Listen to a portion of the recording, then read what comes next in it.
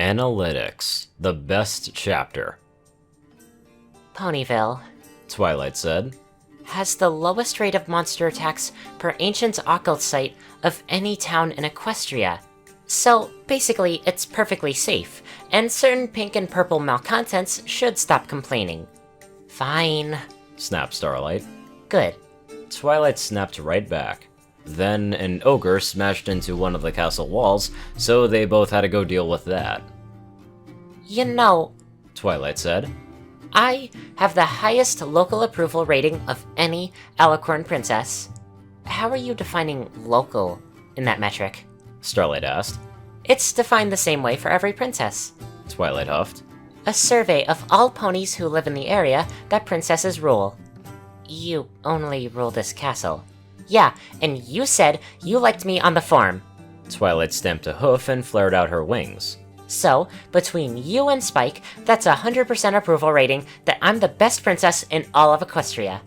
Then an angry mob of earthen ponies broke down the first floor door, screaming about land reform, and that Twilight brought all the good ice cream at Ponyville's only cold grocer. So they both had to go deal with that. You know, Twilight said. according to a survey of impacted stallions, I'm the sexiest mare alive. Starlight let her face sink into her hooves. Why, Twilight? I'm not sure. It's probably my mane, or my physique. She trotted up next to Starlight's desk, striking a pose with one hoof up. You're gay, right? I should be more sensitive. This is probably very difficult for you. You know, if you ever need to express attraction to me, it's okay. Starlight reached into her desk, pulled out a bottle of cheap vodka, and poured it into her tea. This is a story about the difference between knowledge and wisdom. It should be emphasized at this point that every statistical claim in the story is strictly accurate. Ponyville really did have the lowest rate of monster attacks per ancient occult site of any city in Equestria. Most cities have no occult sites, and it was also true that Twilight was the most popular princess among creatures she ruled, all 2 of them, and that according to all stallions impacted by her appearance. Thunderlane. She had it going on. Thunderlane had a princess fetish, but wasn't into tall mares.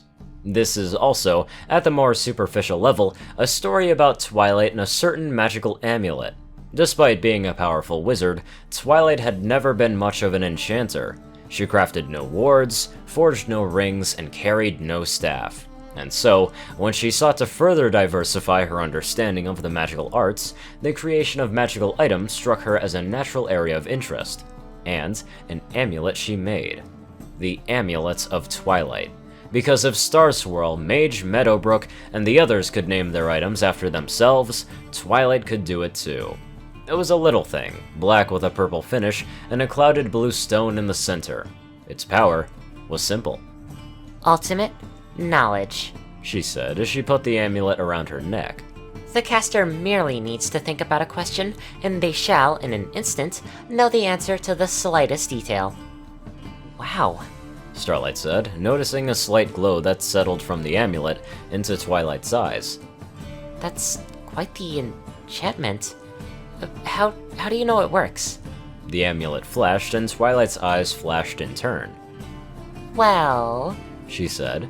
Not to toot my own horn, but it is the single most powerful magical item made in all of Equestria in more than 50 years. Sure. Starlight tilted her head. But power probably isn't the best measure of effectiveness for an unproven magical item. I mean, there are cursed items that are very powerful, and magical items are made incredibly rarely. How many were made in the last 50 years for comparison? Geez, Starlight. Twilight said. Why are you so determined to be negative about this? I'm not negative, you're negative all the time. Twilight's eyes flashed. In fact, did you know that 100% of your magical item-related dialogue was evaluated as unfriendly by an impartial committee of ponies? My only magical item-related dialogue is this, and I'm talking about the Staff of Sameness, which... She froze. Wait. What impartial committee are you talking about? See? Twilight sighed. Now, you're nitpicking. Right. Twilight, I'm just gonna take that amulet off of you for a second and we'll see. Did you know? Twilight's eyes flashed and her tone took a turn for the upbeat. That 100% of your recent amulet removal related interactions involved you being kicked through a solid wall? At least Starlight reflected. Twilight picked up an internal wall, and those hurt considerably less. After she got out of the hospital, Starlight mostly confined herself to her study, reading through books on enchanting in the search for a spell that would allow her to remove the amulet from Twilight's neck, without being kicked through a nearby solid object. She had hoped to enlist the help of the rest of Twilight's friends, but she found her efforts in that regard stymied. Starlight! Rarity called. Wonderful to see you, darling. Did you know that I run the most successful tailoring establishment in the entire Ponyville area? Oh, I'm just beside myself with glee, and my business grew faster than any other this year, as measured by geographical coverage. Does geographical coverage count everything between Ponyville and Manhattan as part of your covered area? Starlight asked, so Rarity called her a negative Nelly. Starlight! Pinkie Pie bounced up to her desk. Did you know that I'm the best candy taster in all of Equestria? Is that measured by the amount of candy you've tasted? Starlight asked. Because if so, that's not measuring how capable a candy taster you are. I think you just have type 2 diabetes from bad diets. And so, Pinkie Pie called her armchair Doctor. Gosh, Starlight, Fluttershy said. I had no idea I ran the most diverse animal shelter in all of Equestria. You're next to the Everfree Forest. Howdy, Applejack called. Great news about the farm. Twilight says our revenue this month is our highest on the record, and if things keep going this way, we'll be millionaires by the end of winter. It's harvest season. Your revenue will be 0 in winter. This is great! Starlight buffed his claws on his scales. Twilight says that if I keep growing at my current state in 100 years, I'll be the biggest and strongest dragon who ever lived. You're going through puberty. Hey, Starlight! Rainbow called. Did you know that I have the best speed and weight ratio of any flyer? Yeah, Rainbow. Starlight said. That's because the fastest flyer in all of Equestria actually has some curves, and you're an anorexic whose ass looking like 2 box cutters. Rainbow was less gentle than Twilight. She kicked Starlight through an external wall. And then she found her spell. It took some time to work up the nerve to use it. She took a drink, rubbed her temples, and spent a long time staring into the mirror. Finally, she let out a breath and marched upstairs to Twilight's library. Hey, Starlight. Twilight called, her eyes already illuminated. Did you know that since I became princess, Ponyville's unemployment rate has dropped by over 30%? Isn't over 30% exactly a third? And is it a third because Ponyville used to have 3 unemployed ponies and then Deadbeat got a job and all that Necromancer Unicorn a cappella band? Twilight didn't even look up from her book, but softly hissed. Why can't you just be happy for good news? You're always so difficult. Yeah. Starlight let out a soft sigh. So, I did the research, and it turns out there's exactly 2 ways to free you from a cursed amulet of knowledge. The first way is for you to develop the self-awareness, wisdom, and restraint to understand the difference between facts and genuine understanding, so you can shake off the curse's effects. I'm already very wise, but thank you. The second way is... Starlight took a deep breath and laughed. The second way? She laughed again, staring down between her hooves. I'm sorry, Twilight. I'm so sorry, please forgive me. But I couldn't find any better way.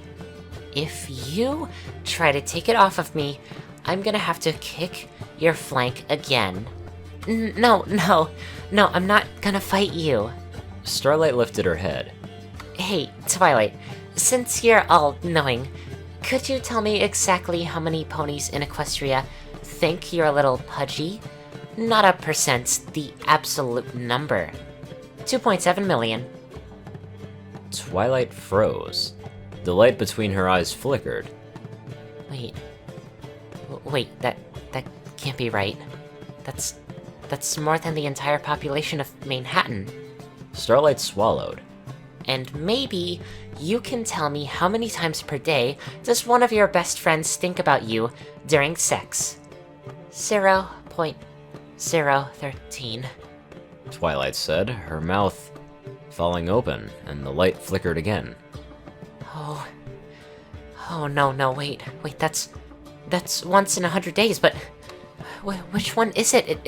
It's Rainbow, right? It can't be, but it has to be, unless it's Fluttershy? Is it true that since you became headmaster, the Friendship School has had the worst rate of monster attacks of any school in Equestria, and that a majority of parents would consider that very concerning?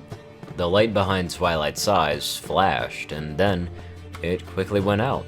The clasp of the amulet around her neck loosened, and she was whirled to face Starlight. Stop! She shouted. Numbers aren't everything, and I'm a great headmaster, and I'm not fat. I'm sorry, Twilight. Starlight swallowed one more time, her voice cracking as she spoke. I'm so sorry. Don't you... Exactly how many times has Celestia written a friendship letter to you while pooping? The light behind Twilight's eyes flashed one last time. She then clutched her face with her hooves and screamed. The amulet fell from her neck.